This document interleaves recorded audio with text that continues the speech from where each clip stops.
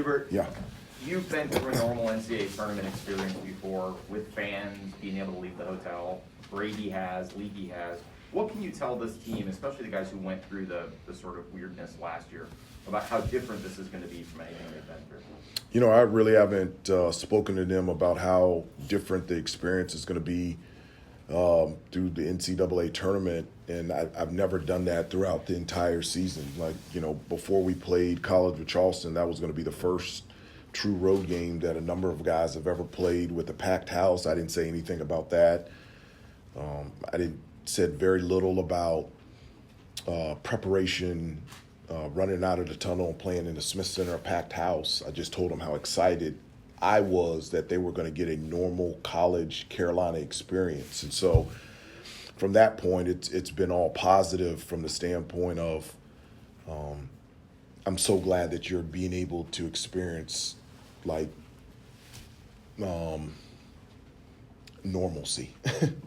And so that's in heading into the NCAA tournament. That's a part that's really exciting for me. Is for the, you know, compared to what we went through last year in Indianapolis, this is going to be very different. So not trying to prepare them, just really excited for them that they get to experience what the NCAA tournament is about. Armando said you were really pushing details like setting a screen right, everything right now, maybe even more locked in than usual. Kind of what are the... No, I'm locked in all the time. There's no more locked inness. Well, Either you're locked in or you're not locked in. I don't know. I'm more locked in. he was describing it as more, but kind of what's your message with, I guess... Maybe he's listening more. Let's take it from that perspective. Right. But what's your message that you're trying to get across to these guys, maybe with details or whatever? Is there anything different in the message than it was during the regular season? Not at all. You know, as I said before, whether it's shoot around, practice, game, ACC tournament, NCAA tournament, from my perspective, it's always live action. And so we always talk about the details and how important it is to prepare to the best of your ability, to practice as hard as you can, to put yourself in a position to play your best. And so that message has been clear, definitive, and consistent throughout the entire season. And so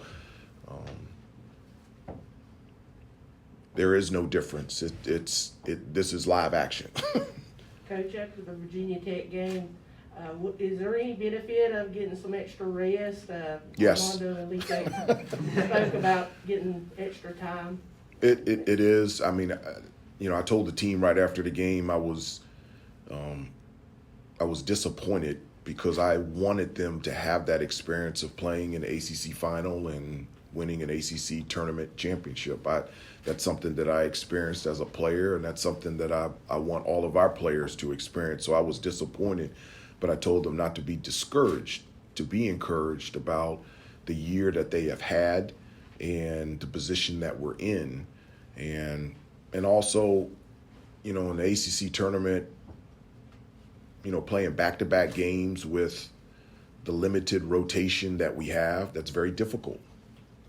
And to play against, I think I told you, playing against probably the two worst teams is Virginia Tech, because, you know, the length of their possessions and how they run their offense, it's hard. And so, yes, rest is really good for this group. And the long timeouts in the NCAA tournament are really good for this group as well. So I'm looking forward to that. Hubert, Leaky mentioned that he liked where you guys were at right now, liked the momentum, and he said that the guys have trusted you all season long, but maybe now they're buying into their own roles, trusting each other a little bit more. Have you gotten a sense of that too? And is it fair to say that, you know, they are finally, like, can you see that they're starting to gel, maybe even a little bit more week by week? I do. I've said that over the last month, especially over the last month, maybe the last month and a half, this is the most together that I feel like our group has been and the healthiest that I felt like our team has been. I think going through adversity and being able to persevere really builds that type of bond. But also, I think just going through a season and shared experiences also helps. I mean, just in regular relationships, it takes time to develop trust. It takes time to figure each other out. And so even though that I was an assistant coach, this is the first year that I was their head coach. This is first year for this year was a lot of newness. And so it just takes time to get to know each other and to understand where each other are coming from, to feel comfortable with each other. And after 11 and a half months of being together nonstop almost every day, it's our relationship, I feel like, just continues to get better and better. It's in a good place. Hubert, with the team being seated where it is as a number 8, is it hard not to look back on that 1990 team that made the Sweet 16 as an 8 seed? Yeah, well, I remember, like I told the team when I was here at Carolina, I don't remember, like, being a seed was never something that I ever thought about. I couldn't remember what seed we were the 4 years that I was here. I've never been big on seeding. I've been big on competing and having a chance to win a championship. And so at the end of the day, in the NCAA tournament, there's 68 successful teams. So you're going to have to play well against a good team. So seeding really doesn't mean very much to me. I do remember 1990, and I remember playing Oklahoma. Not only were they the number 1 seed, I think they were the number 1 team in the country. We were playing in Austin, Texas. And the other thing that I remember is the play where Rick Fox hit the shot. The play was actually for me. And as soon as we left the huddle, Coach Smith called us all back in. He goes, Hubert, you make the pass, and Rick, you take the shot. And I remember being so thankful that he made that change. I wasn't really confident at that time shooting the ball, and I did not want that shot, but I felt comfortable making that pass. And I'm glad that Coach Smith changed it at the last second, and I'm glad Rick hit that shot. He changed his mind. Do you think he could sense something in you?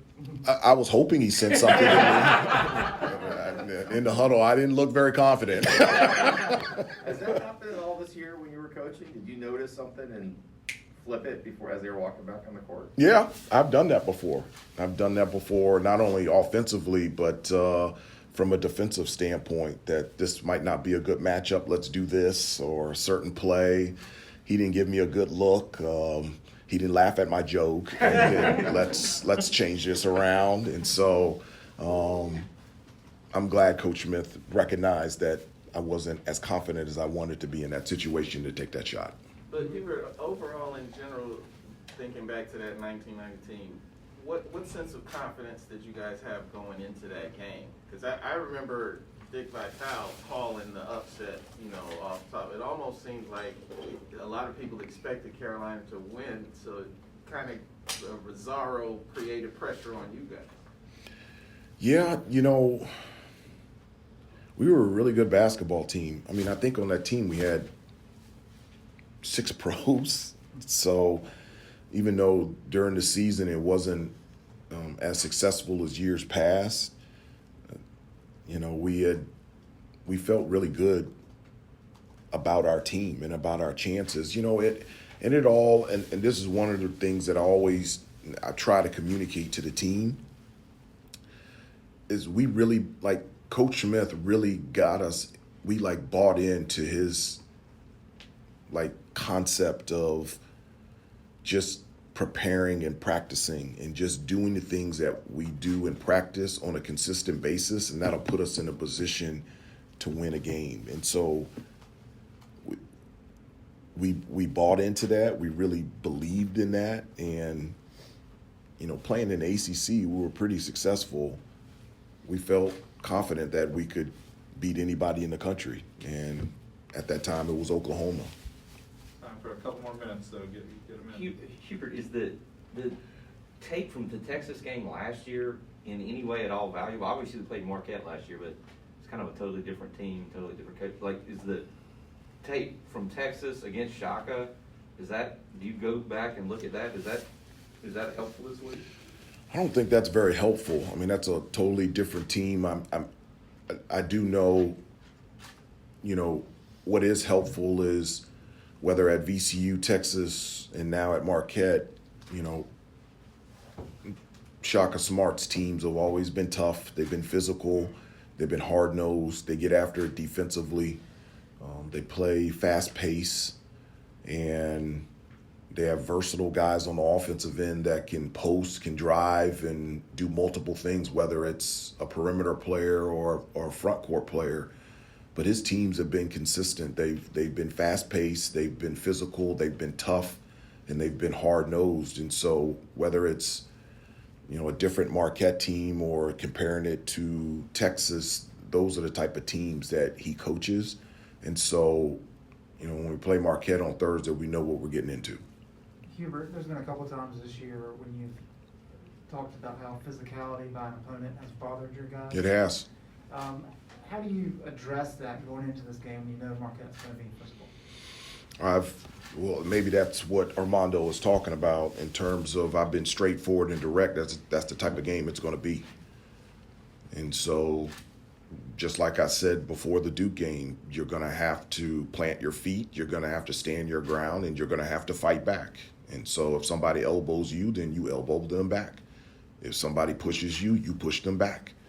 If somebody kicks you, you kick them back. And so that's the type of game that you're going to have to play. And so I've been clear and straightforward with the guys about what kind of game it's going to be.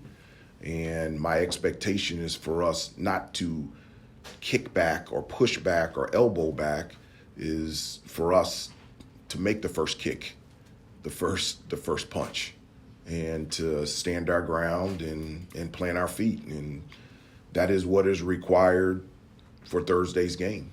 And if you're not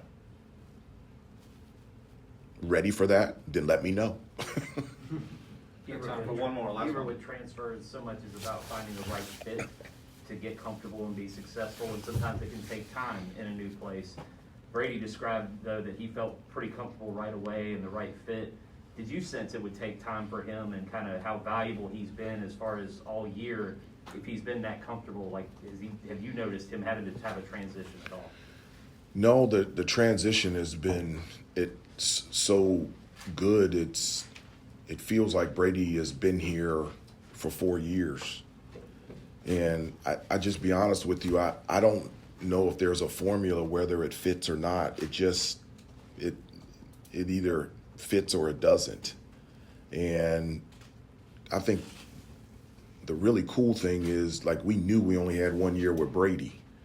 And for somebody that has lived in Oklahoma his entire life, and this is the first time ever living outside of Oklahoma, and for him to come here, the guys on the team love him. I can't imagine not coaching him. And we've been together a year ago, I didn't even know him. We had never spoken. And so that's just really, I think it's unique.